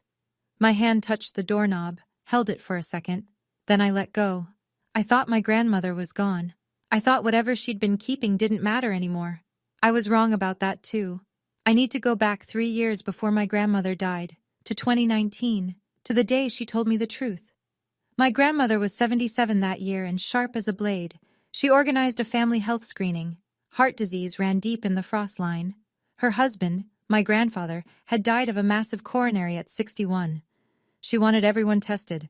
She booked a Saturday at Dr. Perkins' family practice. Richard came. I came. Aunt Ruth drove up from Hartford. A few cousins. We all gave blood and saliva samples for a cardiac risk panel. Richard signed his consent form between bites of a donut from the waiting room. Routine. Uneventful. 2 weeks later, my grandmother asked me to come to her house. Alone. She was sitting at her kitchen table with 2 cups of tea already poured. She looked at me the way she always did. Like she could see every version of me. 13 and 27 and 40, all at once. "I've heard what Diane's been telling your father," she said. "About your mother. About you." My stomach dropped. "It's not true, Stella. None of it. Your mother was faithful. She was good. And I have proof." She told me she'd asked Hartford Genomics to run a paternity test from the health screening samples, mine and Richard's. I had given my sample willingly, and she'd requested the additional test with my knowledge now, sitting right here, asking for my consent. "Do it," I said. I didn't hesitate. 3 weeks later, the result came back. Probability of paternity, 99.998%. My grandmother sealed the result in an envelope with a letter she'd already written. She put both inside a blue shoebox, along with a photocopy of a document I didn't fully understand yet. She told me where she was hiding it, behind her old shoes in the hallway closet. "Don't go looking for trouble," she said, "but if trouble comes to you, that's where your answer is." She wanted to confront Diane herself. She had a plan, but she wanted to wait for the right time. "If we go to them now, Diane will spin it. She'll make your father choose, and right now, he'll choose her." My grandmother died before the right time came, and I kept my promise. I didn't open the box. I prayed I'd never have to. 3 weeks before last Thanksgiving, my phone buzzed with a text from Lauren. That alone was strange. Lauren and I weren't close.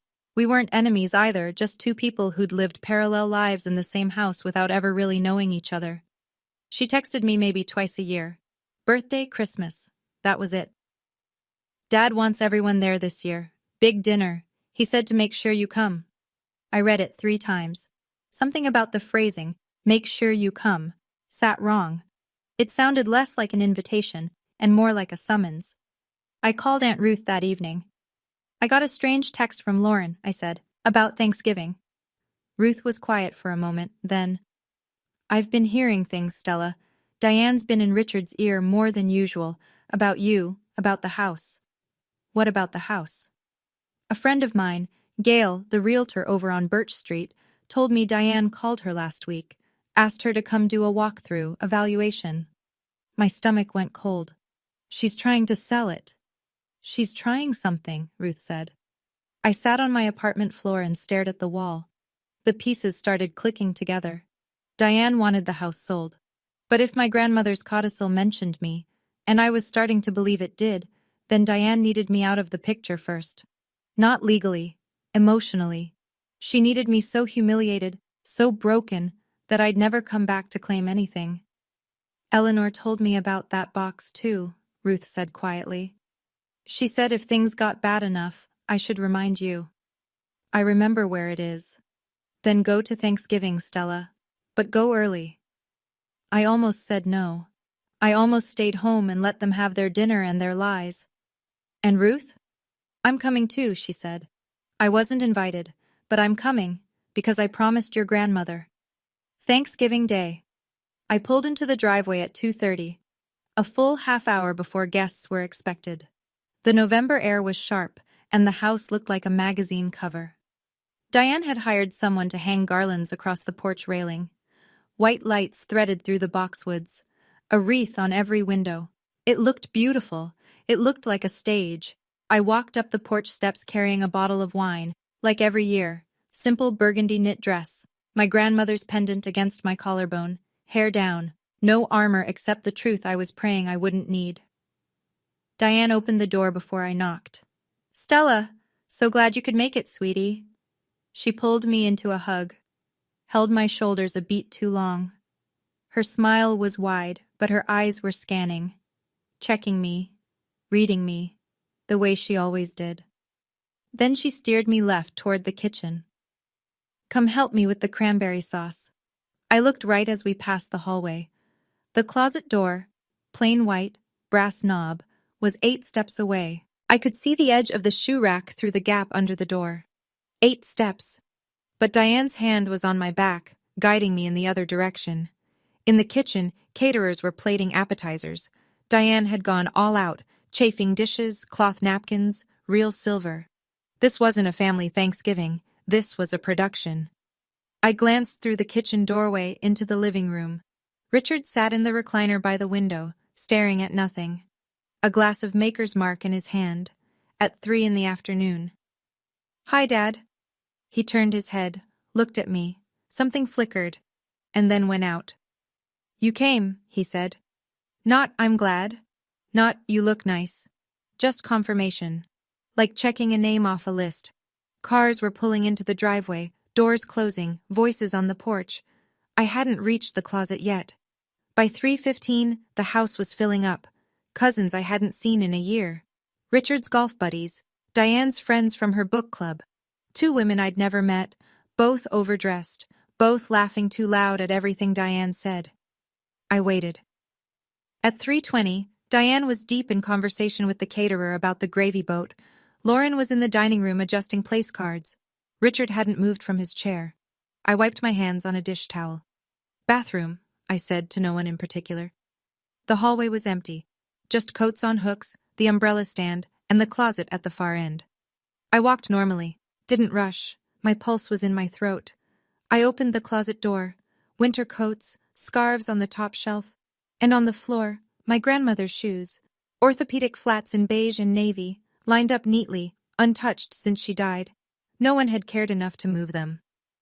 I knelt and reached behind the back row. My fingers touched cardboard. Dusty, cool. The corner of a box. I pulled it out. Faded blue. A Nike logo half worn off the lid. It looked like nothing. An old shoebox that belonged in a donation pile. That was the point. My grandmother had hidden the most important thing in the most ordinary place. Something inside shifted when I tilted it. Light, paper, footsteps. Lauren appeared at the end of the hall. Oh, hey Stella, you okay? I slid the box back. Yeah, just looking for a hanger for my coat. She nodded and moved on. I counted to 10, pulled the box out again. This time, I didn't put it back. I tucked it behind my grandmother's old winter coat, the long wool one that still hung on the far hook, still carrying a ghost of her lavender perfume. I closed the closet door and walked back to the kitchen. Diane looked up from the stove. You were gone a while. Line for the bathroom. She studied me for 1 second, then turned back to the turkey. My heart was hammering, but the box was safe, and I was praying, hard, that I'd never have to open it. At 4 o'clock, Diane called everyone to the table, and I saw what she'd done. Place cards, calligraphed, cream cardstock with little gold leaves pressed into the corners. She must have spent hours on them, or paid someone to. Richard was at the head, Diane on his right, Lauren on his left, in the seat that, in my grandmother's time, had always belonged to the eldest child. I found my name at the far end, wedged between 7-year-old cousin Oliver and a woman named Brenda, who turned out to be Diane's Pilates instructor. 32 place settings. This wasn't a family dinner. This was a courtroom, and the jury was already seated. Aunt Ruth arrived at 4:05. I heard the front door open and Diane's voice go sharp for exactly 1 second before resetting to hostess mode. "Ruth, what a surprise!" "I'm sure it is," Ruth said. She was already pulling a chair from the hall closet area and wedging it between two cousins near the middle of the table. Nobody argued.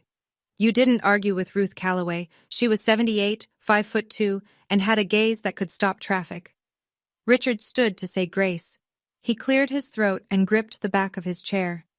"This house has been in our family for 3 generations. Mom would have wanted us all here." He paused. His eyes moved down the table, passed over me, and kept going. "Everyone who belongs here." I felt Ruth's eyes on me from 6 chairs away. Under the table, Diane's hand moved to Richard's forearm. A small squeeze. A nod so slight you'd miss it if you weren't watching. I was watching. Richard reached for his glass. His 4th whiskey. It wasn't even 4:30. Pastor Thompson, seated to Diane's right, special guest, folded his hands and bowed his head. Everyone bowed theirs. I didn't. I was looking at the hallway closet door. The turkey was carved. Plates were full. The noise of 32 people eating and talking settled over the table like a warm fog. For 45 minutes, nothing happened. Diane told a long story about Lauren's promotion. Regional manager at 23, the youngest in her company's history. Everyone clapped. Richard beamed. Then someone's wife, Carol, I think, married to cousin Dennis, turned to me from across the table. "What about you, Stella? How's the hospital?" Before I could answer, Diane leaned in, sweet, helpful.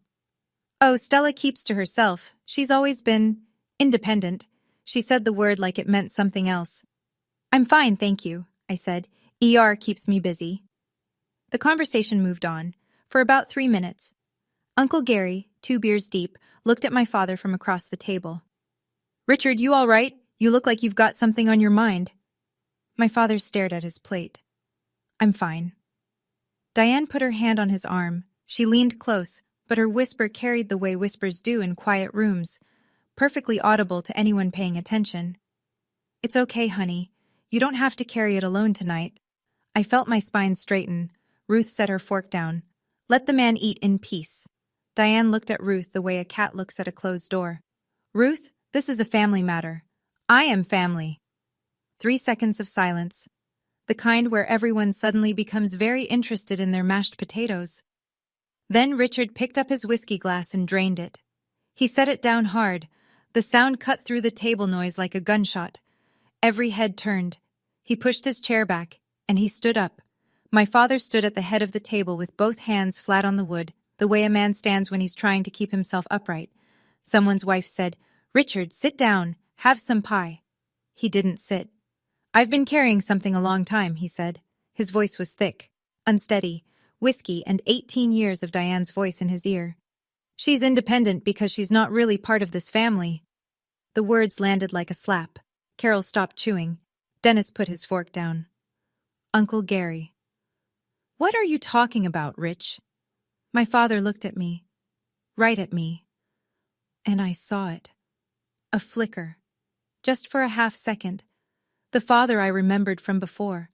The one who used to carry me on his shoulders through the apple orchard. His eyes were wet, and his jaw was tight. And I could see he knew, somewhere deep, that what he was about to say was wrong. He said it anyway. "I'm done pretending. She's not my daughter. Margaret wasn't faithful. I've known for years." The room cracked open. A fork hit a plate. Oliver, 7 years old, sitting right next to me, tugged his mother's sleeve. "Why is Uncle Richard yelling?" Two of my aunts stood up simultaneously and started clearing dishes. Not because it was time, because they didn't know what else to do with their hands. Someone near the end of the table, I didn't see who, slid a phone out and held it low under the table, recording or texting. I didn't know which. Uncle Gary pushed back from the table and walked out to the porch without a word. Diane pressed a tissue to her eye, and I realized, looking back, putting the pieces together, she'd had that tissue in her hand before my father even stood up. She'd been holding it the entire time. I sat frozen. 10 seconds. 15.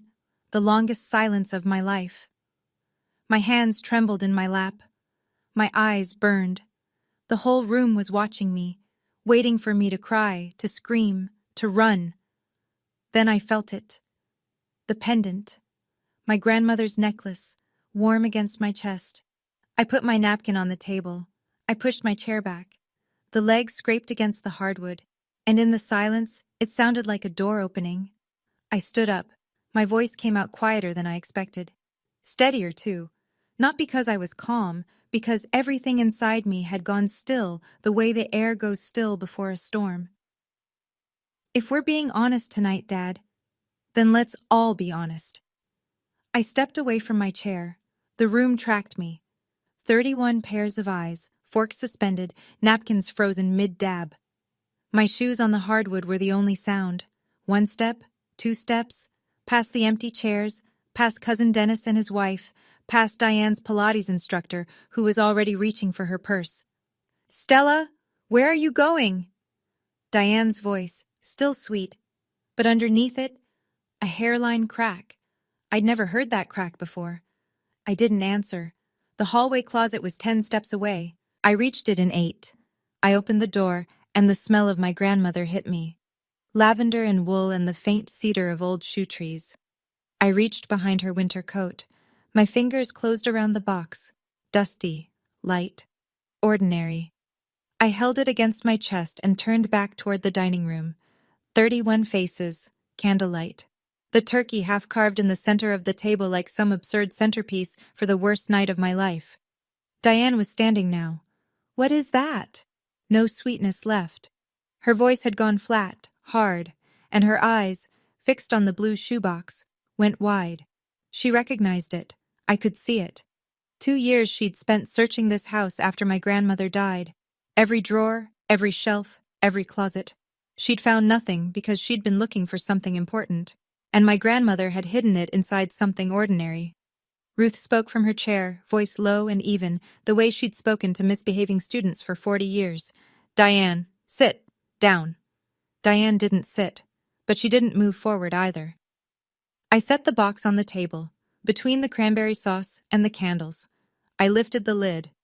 On top, folded once, sealed in a clear plastic sleeve, a letter. My grandmother's handwriting. Shaky, unmistakable. Diane moved fast, not toward the box, toward the audience. She turned to the room with both palms up, tears already streaming. The performance was instant, seamless, like she'd rehearsed it in a mirror. "This is exactly what I told Richard. She came here with a plan." Her voice climbed. "She has been jealous of Lauren since day one. She can't stand that this family moved on without her." She pressed the tissue to her throat, a gesture of delicacy, of suffering. "I have given 18 years to this family. 18 years. And this is what I get?" A few people shifted in their seats. Brenda, the Pilates friend, nodded sympathetically. But most of the table was looking at the box, not at Diane. "Maybe we should all just," one of my aunts started. "I am calm," Diane snapped. The mask slipped for exactly 1 second. Then she caught it, softened her face, pressed the tissue back to her eye. Richard, still standing, his hand on the back of his chair like it was the only thing keeping him vertical. "Stella, sit down. Don't make this worse." I looked at him, my father, the man who carried me through apple orchards, the man who let a stranger erase my mother from his memory. "I'm not making anything worse, Dad. I'm not the one who started this tonight," Diane pointed at me. You see? She always turns everything into— Diane, hush. Ruth's voice cut through the room like a bell, not loud, just final. Let her talk. Oliver's mother scooped him up and carried him toward the living room. Two of Diane's friends exchanged a glance. The room was shrinking, not in size, but in patience. I slid the letter out of its plastic sleeve, unfolded it. My grandmother's handwriting blurred for a second because my eyes were wet, and I blinked hard until it steadied. I began to read. Dear Stella. My voice cracked on her name. I swallowed, started again. Dear Stella. If you're reading this, it means things have gotten bad enough. I'm sorry I couldn't fix this while I was alive. I tried. But Diane is patient, and your father is weak. A sound came from the other end of the table. Someone, I think it was Aunt Carol, inhaled sharply. Your mother Margaret loved your father until the day she closed her eyes. She was faithful. She was good. The things Diane has been whispering about her. I heard them. All of them. I had to stop. Breathe. The words were my grandmother's. But the anger behind them was mine too. Anger for my mother, who couldn't defend herself. Who had been dead for 19 years and was still being called a liar by a woman who'd never met her. And I will not let a dead woman be slandered in her own home. Marcus, my cousin, leaned back in his chair and covered his mouth with his hand. In this box, I left what I could gather. Not for revenge, Stella. For the truth. Because the truth is the only thing that can't be taken from you. I set the letter down. My hands were trembling. The room was so quiet I could hear the candles flicker. Richard's voice, thin. Mom was confused at the end. She didn't know what she was. Ruth cut him off without raising her voice. Eleanor was sharper at 80 than most people in this room, Richard. Including you. Diane, arms crossed. An old woman's ramblings. This proves nothing. Ruth looked at me, steady, certain, the same way my grandmother used to look at me. There's more in that box, Stella. Keep going. I reached into the box and pulled out the second envelope. It was manila, yellowed at the edges. The Hartford Genomics logo was printed in the upper left corner. A double helix in blue ink, slightly faded. My grandmother's handwriting across the front. For the truth. Eleanor, 2019. In 2019, I said, my grandmother organized a family health screening. Heart disease runs in the Frosts. Grandpa died of a coronary at 61. She wanted everyone tested. I looked at my father. Dad, you gave a blood sample. So did I. We all signed consent forms at Dr. Perkins' office. Richard's brow furrowed. He remembered. Grandma asked the lab to run a paternity test from those same samples. She told me. I agreed. I opened the envelope, pulled out a single sheet, held it where the candlelight could catch it. Probability of paternity, I read. 99.998%. The room didn't gasp. That's a movie thing. What actually happened was worse. A slow, rolling silence, like the air being let out of something. Dennis leaned forward to see the paper. Carol's hand went to her chest. Marcus stood up from his chair, took 3 steps toward the window, and stopped, staring at nothing. I am your daughter, Dad. My voice didn't break this time.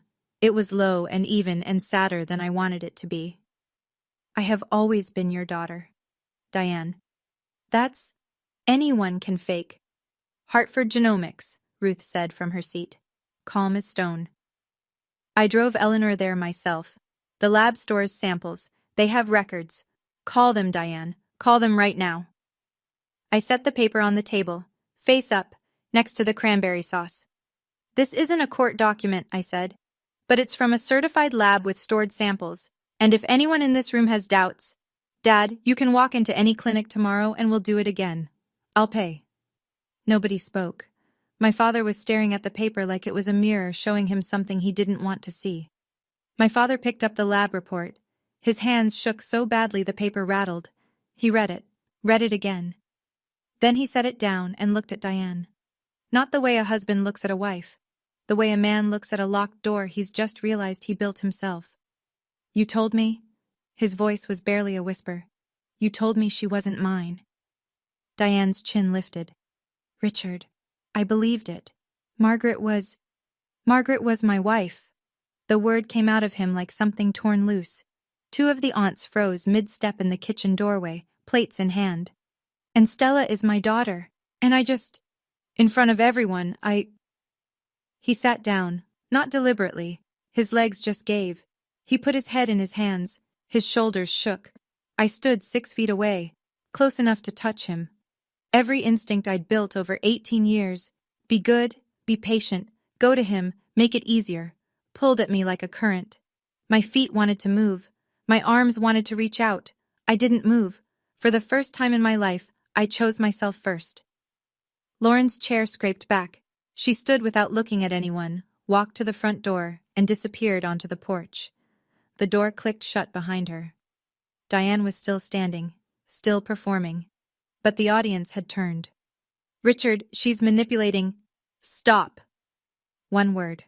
My father said it without lifting his head from his hands. One word aimed at the woman he'd chosen over me for 18 years.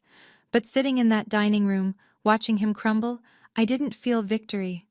I felt the weight of all the years that word came too late. 18 years too late for one syllable. The candles flickered, the turkey sat untouched, and I still had one more thing in the box. I reached into the box one final time. The last item was a photocopied document, 4 pages, stapled at the corner, with my grandmother's handwriting in the margin. Original, at Alderman and Associates. "This is a copy," I said. "The original is with my grandmother's lawyer, but this is what she wanted everyone to know." I read the relevant section aloud.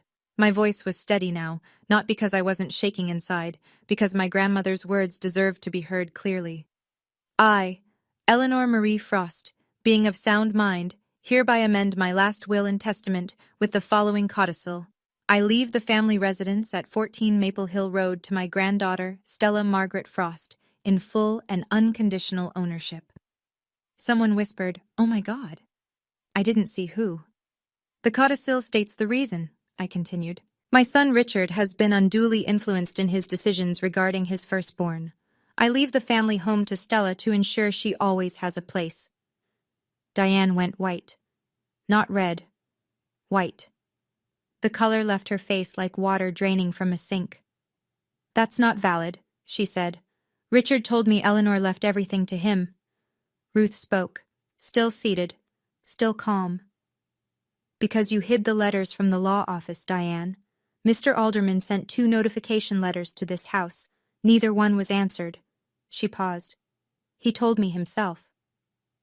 The room turned to Diane the way a weather vane turns in a shifting wind, not all at once but inevitably. Richard raised his head. His eyes were swollen. His voice was raw. "You hid my mother's will?" Diane grabbed her purse from the back of her chair. Her mouth opened, then closed. For the first time in 18 years, Diane Frost had nothing to say. Ruth's voice followed her to the door. "You can leave, Diane, but the truth stays." Diane stopped in the doorway, purse clutched to her chest like a shield. She turned around one last time. I expected venom. What I got was something almost worse, a plea dressed up as indignation. "You're all making a mistake. I gave the best years of my life to this family." Marcus, who had been standing by the window with his arms crossed since the DNA result, shook his head slowly. "Diane, come on." 3 words, but the tiredness in his voice, the disappointment, carried more weight than any speech. One of my aunts picked up a serving dish and walked into the kitchen without looking at Diane. Another followed. Not dramatic, not confrontational, just done.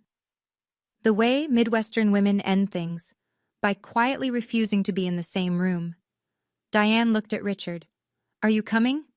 He was still in his chair, still holding the lab report. He didn't look up. "I need a minute." "Richard." He said nothing. Diane left. Her heels clicked down the front steps. A car door slammed. The engine turned over. Gravel crunched as she backed out of the driveway. And then it was quiet. 30 people in a dining room, candles burning low, food going cold.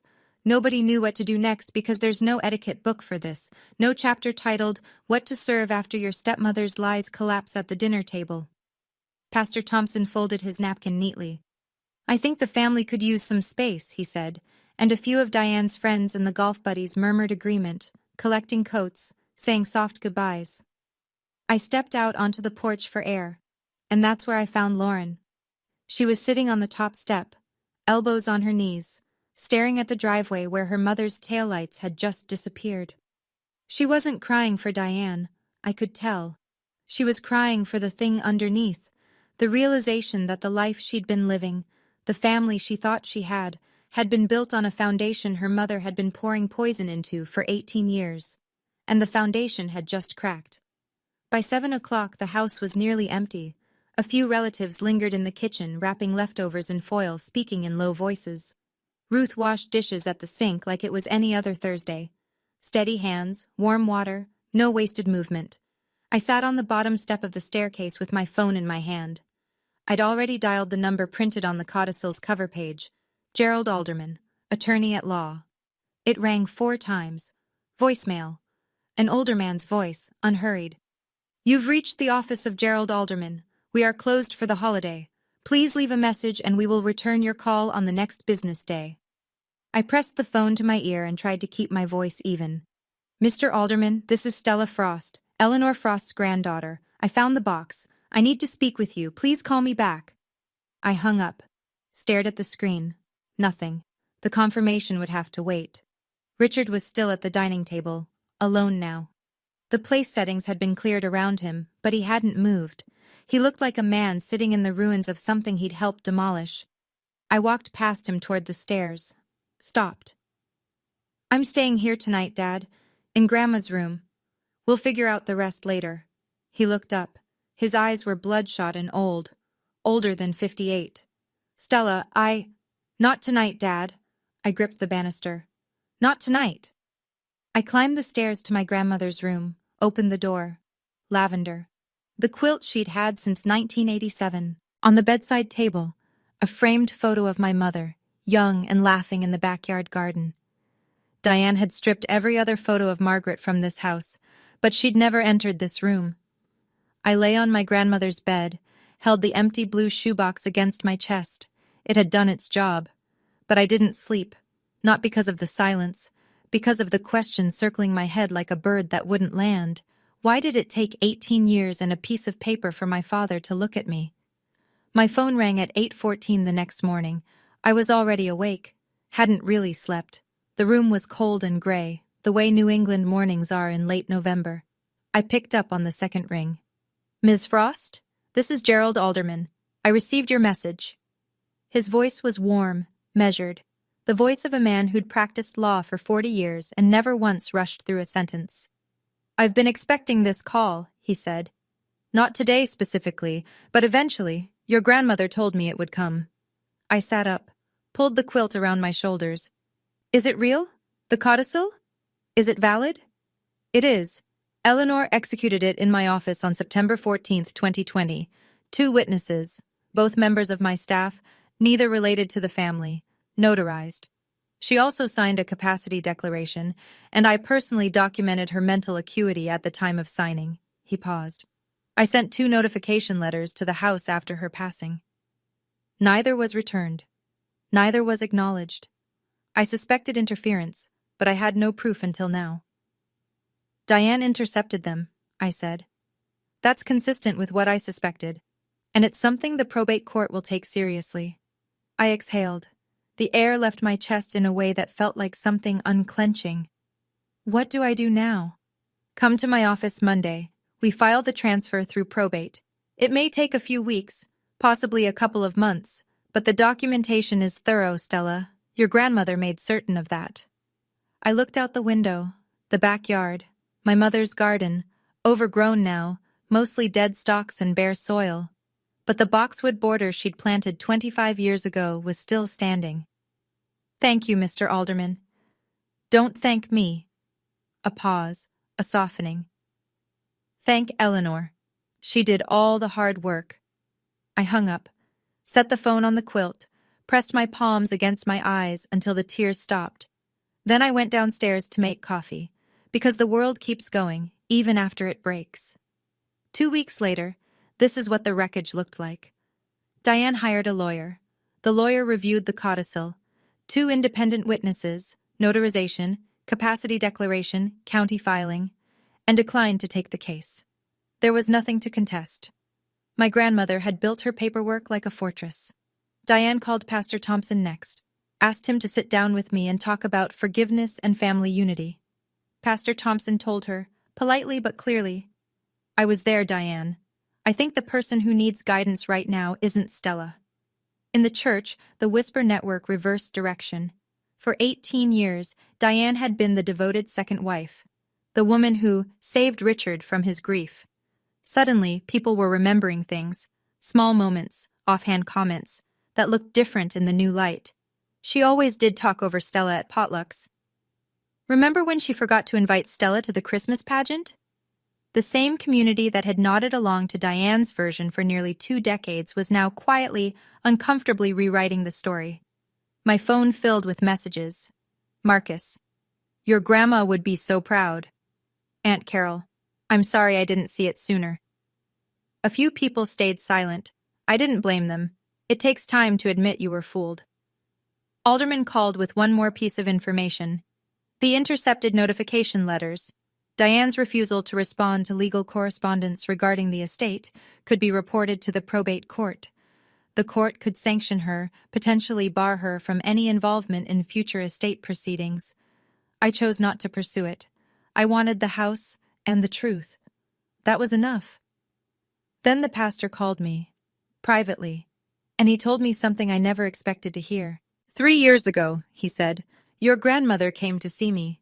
She asked my opinion on writing a codicil, whether it was the right thing to do. What did you tell her? I told her to follow her conscience. And she sat in the chair you're probably sitting in right now and said, my granddaughter will need armor one day. This is the best I can forge. I pressed the phone against my forehead and cried for the first time since Thanksgiving. Lauren called on a Sunday, 3 weeks after Thanksgiving. I was at the kitchen table in my apartment, grading whether I could afford to take unpaid time off for the probate process, when her name appeared on my phone. I almost let it go to voicemail. Then I picked up. Hey, Lauren. Hey. Her voice was small, younger than 23. Do you have a minute? I do. 4 seconds of silence. I let them pass. I think I knew something was wrong. She said it slowly, like she was laying each word down on a surface and checking whether it would hold her weight. I just didn't want to look at it. I closed my laptop, gave her the silence she needed. I saw how Mom treated you. I saw Dad stop looking at you. And I just kept taking the good parts for myself, the room, the tuition, the seat at the table. Her breath hitched. I told myself it wasn't my problem, that it was between you and Dad. But that's not true, is it? No, I said. It's not. More silence. A sniffle. Mom keeps calling me. She says you stole the house, that Grandma Eleanor was senile, that you manipulated everyone. What do you think? The longest pause of the call. Then, very quietly, I think Grandma Eleanor was the only honest person in that house. I didn't rush to comfort her. I didn't pile on either. She was 23, and the story she'd lived inside, the one where her mother was the hero and I was the difficult outsider, had collapsed. That kind of reckoning doesn't need advice. It needs space. I appreciate you saying that, Lauren. That took something. I don't know what happens now. I'm not going to tell you what to do about your mom. That's your road. But if you ever want to talk, just you and me, no sides, I'll pick up. Okay. Okay. We hung up. It was the shortest and most honest conversation we'd ever had. My father asked to meet at a coffee shop. Neutral ground. I agreed. He was already there when I arrived. Corner booth, untouched Americano, both hands wrapped around the mug like he was trying to warm himself from the inside. He looked 10 years older than he had at Thanksgiving. I went through old photos last night, he said, before I even sat down. You have my mother's eyes. You have Margaret's smile. He swallowed. How did I let myself forget that? I took off my coat, hung it on the hook, sat down across from him. You didn't forget, Dad. You chose to believe someone else. He flinched. Not dramatically, just a small contraction around the eyes, like sunlight hitting a wound. She started 6 months after the wedding, he said. Diane. She told me she'd found old messages in Margaret's phone, said she didn't want to hurt me, but she thought I deserved to know. He stared into his coffee. Margaret was gone. She couldn't tell me it wasn't true. There it was, the cruelest part of Diane's entire strategy. She'd attacked someone who couldn't fight back. You could have done a DNA test any time in 18 years, Dad. $100, 3 days. I was afraid. You weren't afraid the answer would prove her right. I kept my voice level. I owed him that. You were afraid it would prove her wrong, because then you'd have to face what you did to me. The coffee shop hummed around us. A blender, a laugh, normal life, carrying on. I'm sorry, Stella. I'm not ready to forgive you yet, Dad. Maybe someday. But not because you say sorry today, because you actually change. He nodded. He didn't argue. That was something. The house is mine now. Grandma made sure of it. I'm not selling it. I'm not kicking you out. I zipped my coat. But Diane's lies are not welcome in that house anymore. And if you want to be in my life, you have to earn it, starting now. I left money for both coffees on the table, walked to the door, didn't look back, not out of cruelty, out of self-preservation. Because if I'd turned around and seen him crying, I might have sat back down and started the whole cycle again. And I was done with that cycle. 1 month after Thanksgiving, the probate paperwork was moving. Alderman said everything was straightforward. A few more weeks, maybe 2 months, and the title transfer would be final. In the meantime, I'd started coming to the house on weekends, not to claim it, to remember it. I spent a Saturday cleaning my grandmother's room. In the closet, I found 3 shoeboxes, the ordinary kind, not the blue one, filled with photographs. Stella at 2, on Richard's shoulders at the county fair, Margaret in the garden, dirt on her knees, laughing at whoever was behind the camera, Eleanor holding me on graduation day, her face split into the widest grin I'd ever seen on her. I carried the photos downstairs. The living room wall, the one above the fireplace, was bare. Diane had replaced every family photo with her own choices years ago, landscapes, generic prints, nothing with a face. I hung Margaret's photo first, center of the wall. My mother, 30 years old, standing in the backyard with sunlight in her hair. Then Eleanor beside her. 2 women who loved me when the world made it hard to. I called Ruth from the kitchen. Thank you, Aunt Ruth, for keeping your promise. Oh, hush. Her voice cracked anyway. She'd be so proud, sweetheart. You didn't just stand up for yourself. You stood up for Margaret, too. Richard was still in the house, sleeping on the ground floor. Stella's condition. Diane does not set foot in this home. He'd agreed without argument. He'd started seeing a therapist. Pastor Thompson had made the referral. Whether it would change anything, I didn't know. That was his road. I sat on the porch that evening. December cold. Hot tea. The same porch where my grandmother had sat for 51 years. In her nightstand drawer I'd found one last piece of paper. Not a legal document. Not evidence.